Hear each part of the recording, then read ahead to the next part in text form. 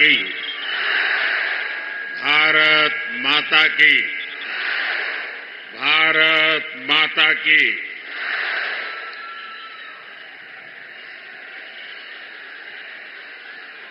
ಬೆಳಗಾವಿ ಮತ್ತು ಚಿಕ್ಕೋಡಿ ಯಾ ಸೋದರ ಸೋದರಿಯರಿಗೆ ನನ್ನ ನಮಸ್ಕಾರಗಳು।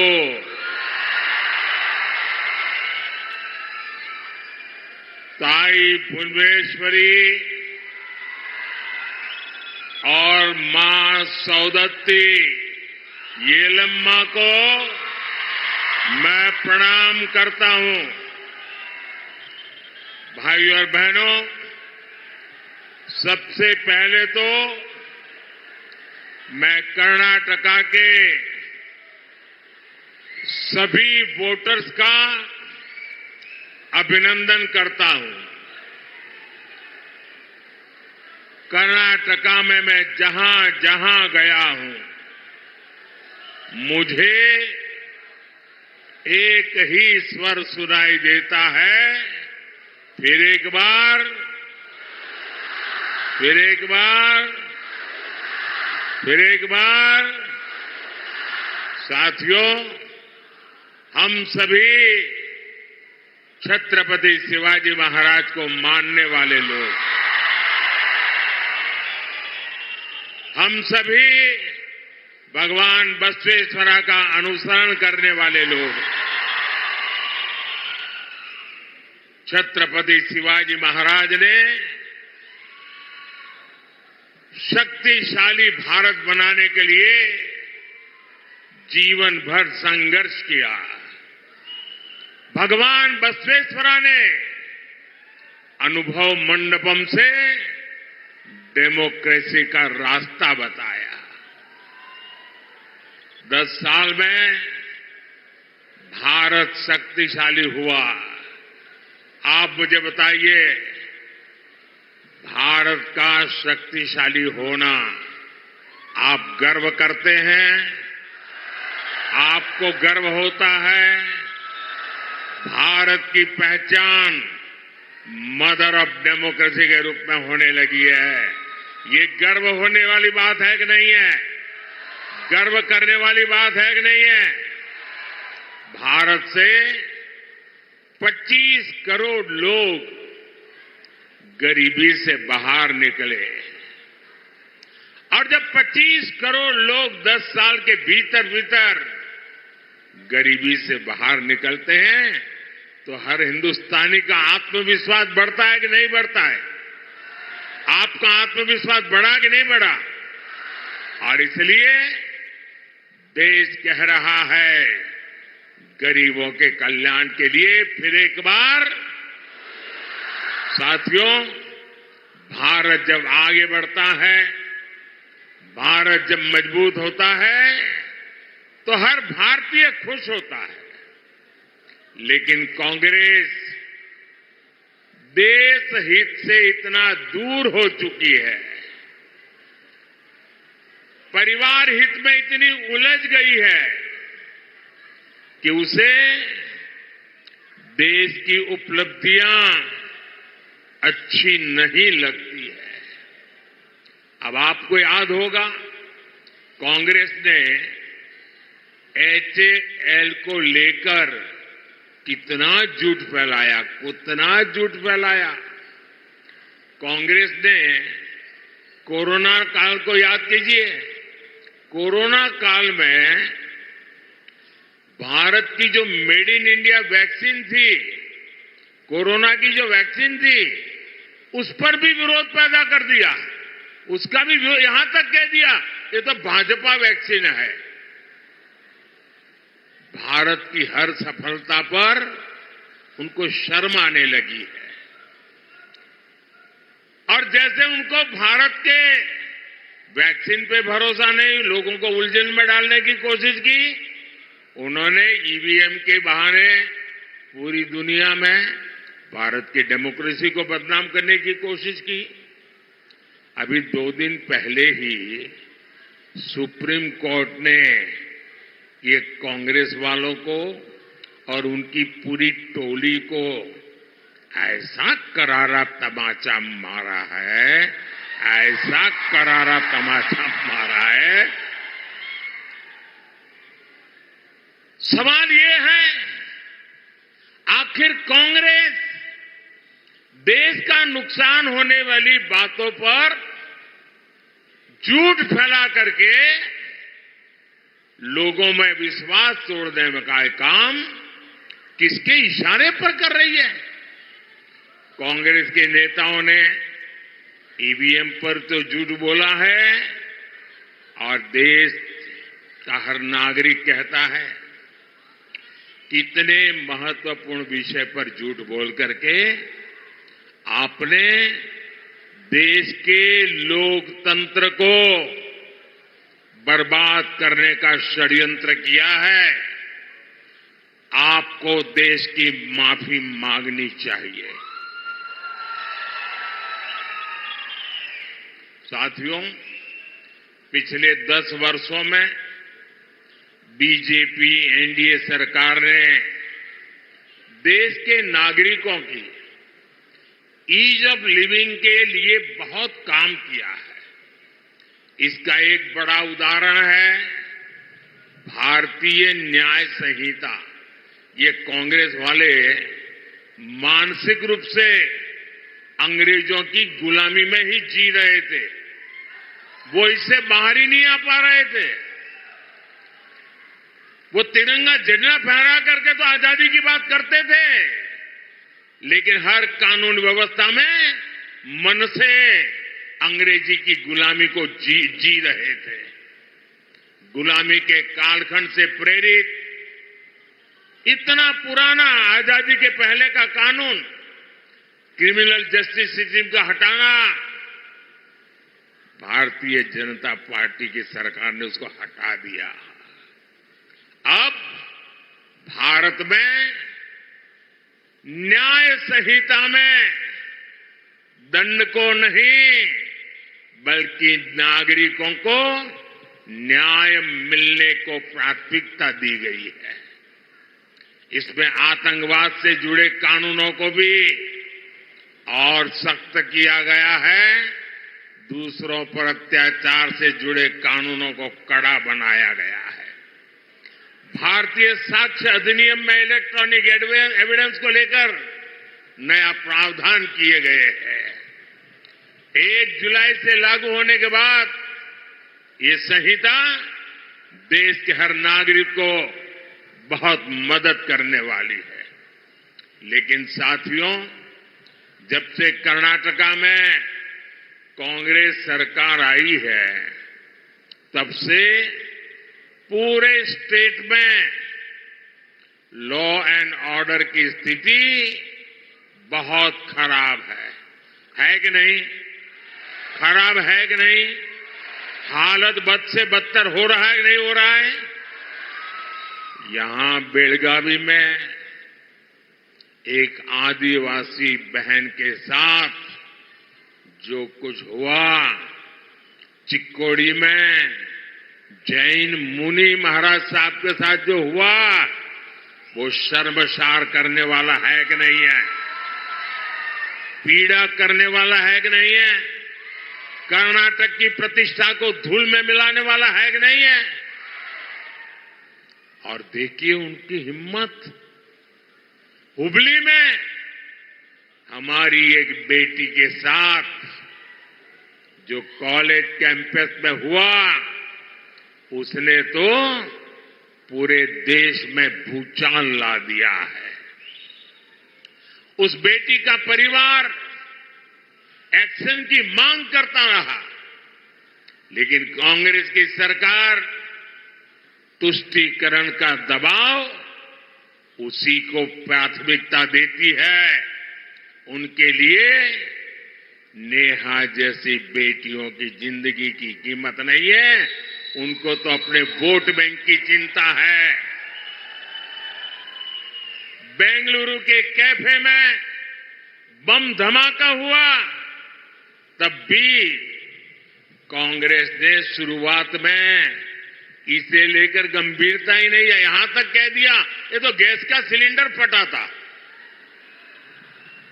देश की जनता के आंख में क्यों धूल झोंक रहे हो कांग्रेस के लोग? अगर तुमसे नहीं बनता है तो छोड़ करके घर चले जाओ।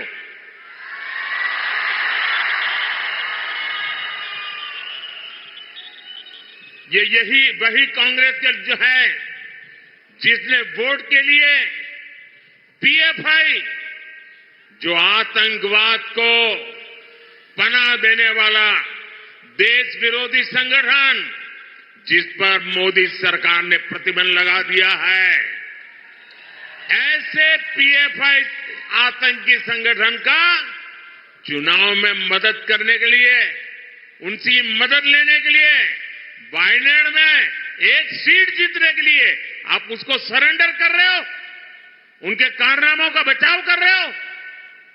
लेकिन भाजपा सरकार ने देश और समाज विरोधी पीएफआई को बंद किया है। उससे बड़े बड़े खैरखा जेलों में सड़ रहे हैं भाइयों। साथियों, कांग्रेस ने हमारे इतिहास को, हमारी आजादी की लड़ाई को भी वोट बैंक के नजरिए से, तुष्टीकरण के नजरिए से ही लिखवाया है। और आज भी ये कांग्रेस के शहजादे उसी पाप को आगे बढ़ा रहे हैं।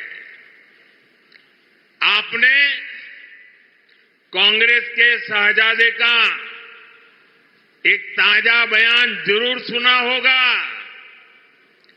ये शहजादे का कहना है कि भारत के राजा, भारत के महाराजा ये अत्याचारी थे, ये गरीबों की जमीन छीन लेते थे, जब मर्जी पड़े तब उनका सब हड़प कर लेते थे। कांग्रेस के शहजादे ने छत्रपति शिवाजी महाराज, कित्तूर की रानी चिन्नम्मा जैसे महान व्यक्तित्व का अपमान किया है। इनका सुशासन,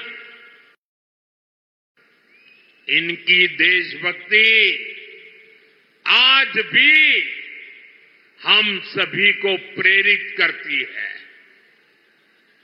जरा शहजादे को पता है क्या मैसूरू राजघराने का योगदान? उनको याद नहीं रहा। मैसूरू राजघराने को आज पूरा देश गर्व के साथ देखता है कि नहीं देखता है। साथियों, कांग्रेस के शहजादे का बयान सोच समझकर वोट बैंक की राजनीति करने के लिए, तुष्टीकरण के लिए दिया गया बयान है। याद रखिए, शाहजादे ने राजा महाराजा को बुरा भला कह दिया, उनकी तो आलोचना कर दी, लेकिन भारत के इतिहास में जो अत्याचार नवाबों ने किए, निजामों ने किए, सुल्तानों ने किए, बादशाहों ने किए, उसकी बात पर तो शाहजादे के मुंह पर ताला लग जाता है, बोलती बंद हो जाती है और राजा महाराजाओं को गालियां दे रहे हो, उनको अपमानित करते हो। कांग्रेस को औरंगजेब के अत्याचार याद नहीं आते, जिसने हमारे सैकड़ों मंदिरों को तोड़ा, अपवित्र किया। कांग्रेस तो औरंगजेब का गुणगान करने वाली पार्टियों के साथ खुशी से गठबंधन करती है।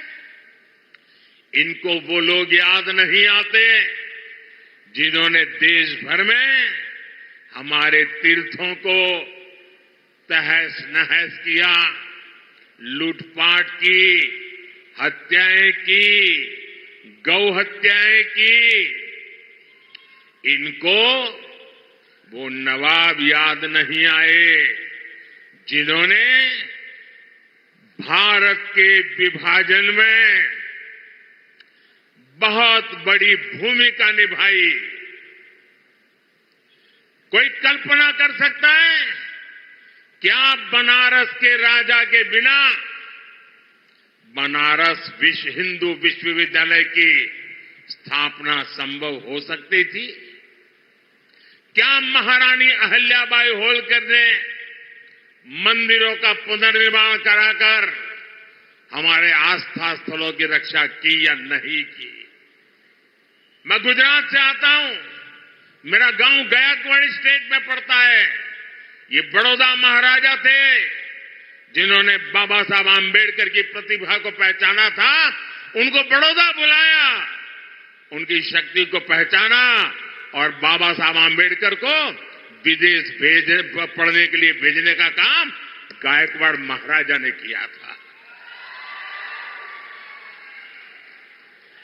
ये कांग्रेस के शाहजादे को इन राजा महाराजाओं का योगदान याद नहीं आता है, लेकिन वोट बैंक की राजनीति के लिए वे राजा महाराजाओं के खिलाफ बोलने की हिम्मत करते हैं, नवाबों के खिलाफ,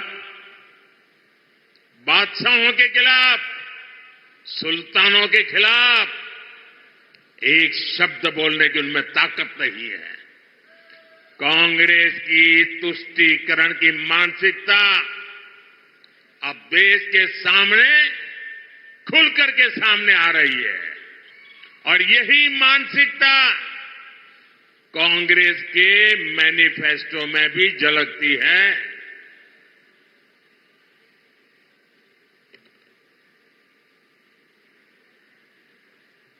साथियों, आज पूरा देश समझ गया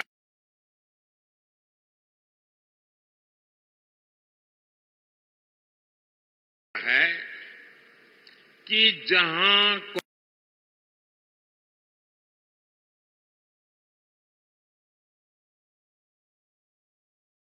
कांग्रेस आई वहां से विकास का पलायन गया, विकास का पलायन शुरू हो जाता है। कर्नाटका में भी यही हो रहा है। जब बीजेपी की सरकार यहां थी तो भारत में फॉरेन डायरेक्ट इन्वेस्टमेंट का बहुत बड़ा हिस्सा कर्नाटका में आता था, लेकिन अब यहां स्थितियां बदल रही हैं। जब से कांग्रेस सरकार यहां आई है तब से रोड के, इरिगेशन के सारे काम बंद पड़ गए हैं।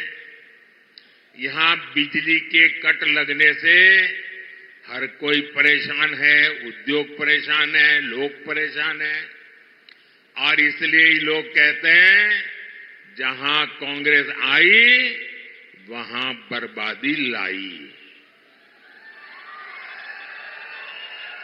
साथियों, हमारा देश छोटे किसानों का देश है। कृषि क्षेत्र का कायाकल्प करने के लिए ये बहुत जरूरी है कि हम छोटे किसानों की संगठन शक्ति को एकजुट करें। इसलिए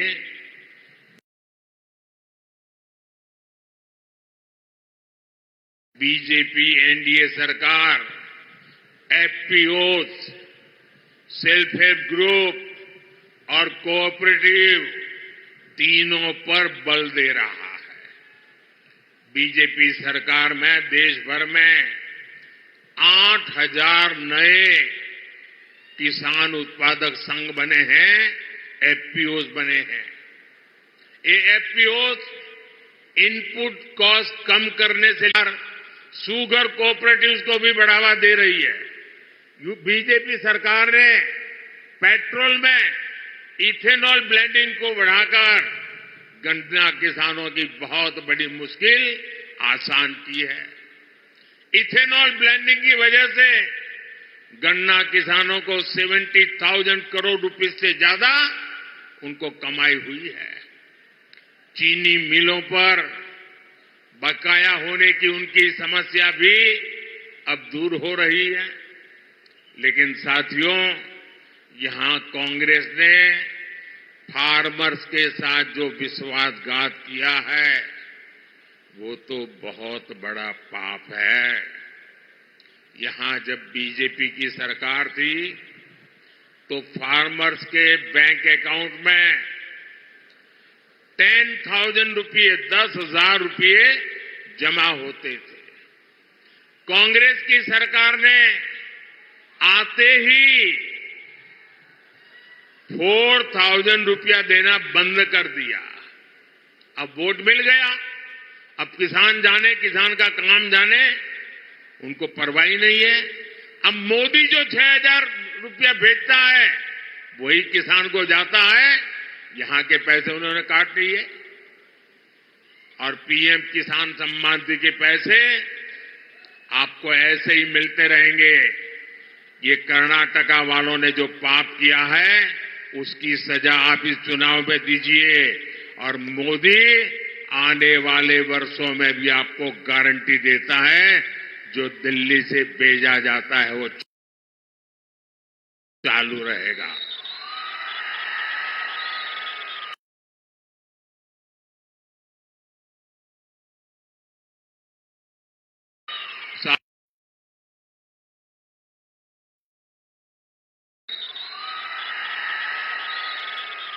साथियों, आपका ये सेवक गांव, किसान, नौजवान, नारी शक्ति को सशक्त करके आपकी संपत्ति बढ़ाने में जुटा है। लेकिन कांग्रेस क्या कर रही है? कांग्रेस के शहजादे आजकल घोषणा कर रहे हैं और भाई बहन दोनों कर रहे हैं कि वो चुनाव अगर जीत गए तो पूरे देश का एक्सरे करेंगे,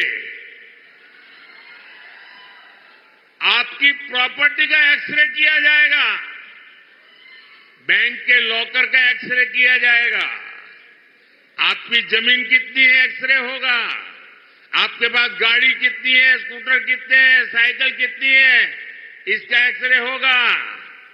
महिलाओं के पास स्त्री धन कितना है, गहने कितने हैं, सोना कितना है, मंगलसूत्र कहां पड़ा है, इसका एक्सरे किया जाएगा। यानी ये लोग हर घर में छापा मारकर आपकी संपत्ति पर कब्जा करना चाहते हैं।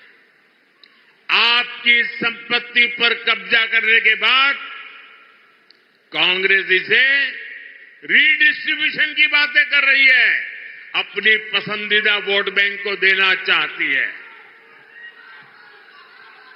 क्या आप अपनी गाड़ी कमाई की संपत्ति को लूटने देंगे? आपने बचाया हुआ सोना चांदी लूटने देंगे? क्या आपके मंगलसूत्र पर किसी को हाथ लगाने देंगे? कोई पंजा आपकी संपत्ति लूट सकता है क्या? मैं कांग्रेस को अलर्ट करना चाहता हूं, ये मंसूबे छोड़ दीजिए जब तक मोदी जिंदा है।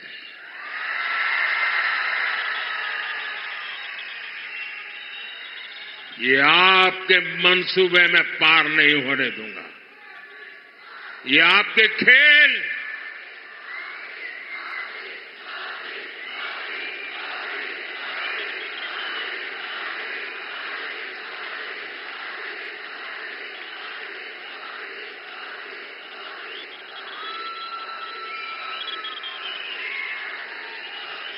साथियों, इस चुनाव में कांग्रेस ने इनहेरिटेंस टैक्स का एक नया फॉर्मूला निकाला। ये बड़ा भयंकर है, आपकी नींद उड़ जाएगी। उन्होंने क्या कहा है कि दिल्ली में उनकी सरकार बनेगी तो ऐसा कानून लाएंगे कि आप जो अपने बच्चों के लिए बचाते हैं, आपने मेहनत करके कमाया, खुद ने खर्चा नहीं की, मौज नहीं किया, थोड़ा पैसा जमा किया और मन में रहता है कि मरने के बाद बच्चों को कुछ दे करके जाऊं, छोटा सा घर दे करके जाऊं, कुछ पैसे दे करके जाऊं, ताकि बच्चों को मेरे मरने के बाद किसी के पास जाना न पड़े। हर माँ बाप ऐसा चाहता है कि नहीं चाहता है? हर माँ बाप अपने बच्चों को कुछ न कुछ देना चाहता है कि नहीं देना चाहता? और इसलिए हर माँ बाप कुछ बचत करके रखता है कि नहीं रखता है? अब ये कांग्रेस वाले कहते हैं आपने जो बचाया है, अगर आप अपने बच्चों को अब नहीं दे सकते हैं, आपने जो बचाया है अगर बच्चों को देना है तो 55%, 55% उस पर टैक्स लेकर के सरकार वो छीन लेगी। मतलब 2 मकान है तो एक कांग्रेस की सरकार की जेब में और दूसरे से अपने 2 बच्चों को बांट के दो। अपनी वोट बैंक को बांटने के लिए ये आपकी संपत्ति पर डाका डालना चाहते हैं, क्योंकि उन्होंने घोषणा की है कि इस देश की संपत्ति पर पहला अधिकार किसका है, उनकी वोट बैंक का है। ये डॉक्टर मनमोहन सिंह जी भी कह चुके हैं।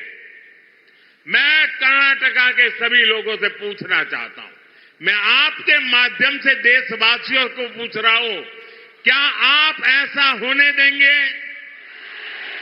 ऐसा कानून लाने वालों को आने देंगे? ऐसी सोच वाली कांग्रेस को सजा देंगे? इस चुनाव में हर बूथ में उनको चुन चुन कर साफ करेंगे? भाइयों और बहनों, बीजेपी कित्तूर रानी चेन्नम्मा से प्रेरणा लेती है। इसलिए एनडीए सरकार ने सेना के हर मोर्चों को महिलाओं के लिए खोल दिए हैं। बेलगांव में तो संगोली रायन्ना सैनिक स्कूल भी बना है। हमारी बेटियां भी अब सैनिक स्कूलों में पढ़ पा रही है। बीजेपी सरकार की नीतियों की वजह से सेंट्रल पुलिस फोर्सेज में महिलाओं की संख्या अब 2 गुनी से भी अधिक हो चुकी है। साथियों, आपका सपना ही मोदी का संकल्प है।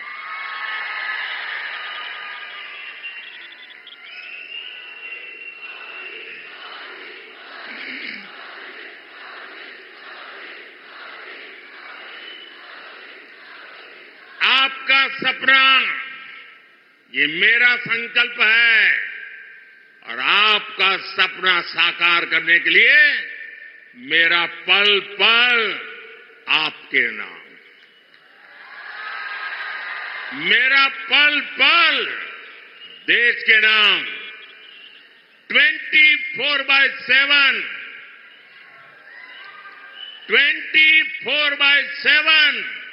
फॉर 2047 ये मोदी का वादा है। और इसलिए हमारे भाइयों बहनों, इस चुनाव में दिल्ली में मुझे कर्नाटका से मजबूत समर्थन की जरूरत है। मैं आज आपके पास कुछ मांगने के लिए आया हूं। मैं आपसे आशीर्वाद मांगने के लिए आया हूं। और इसलिए इस चुनाव में बेलगावी से हमारे बहुत पुराने साथी जगदीश शेट्टर जी को और चिकोड़ी से हमारे अन्ना साहेब शंकर जोले जी को ज्यादा से ज्यादा वोट दीजिए। और आप जब इनके लिए कमल के निशान पर बटन दबाएंगे ना, जब आप कमल के निशान पर बटन दबाएंगे तो वोट सीधा सीधा मोदी के खाते में जाएगा।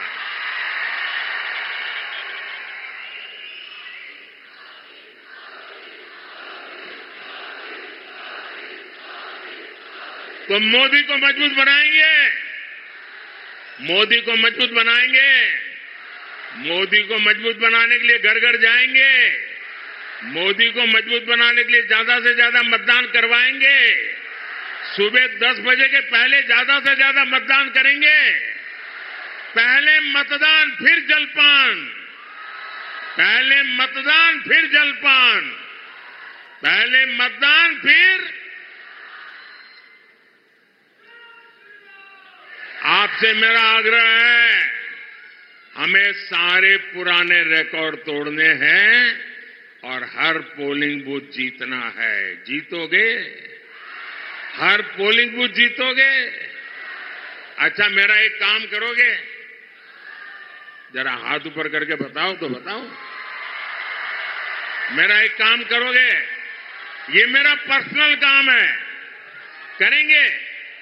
ये चुनाव वाला काम नहीं है, करेंगे? पक्का करेंगे? एक काम करना, घर घर जाइएगा और हर घर में जाके कहिएगा कि मोदी जी आए थे, मोदी जी ने आपको नमस्कार भेजा है। मेरा नमस्कार पहुंचा देंगे?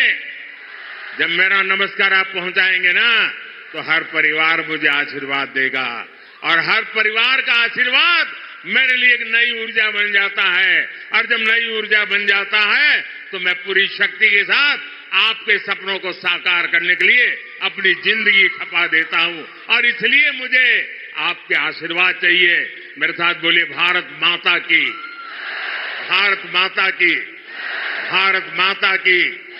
बहुत बहुत धन्यवाद।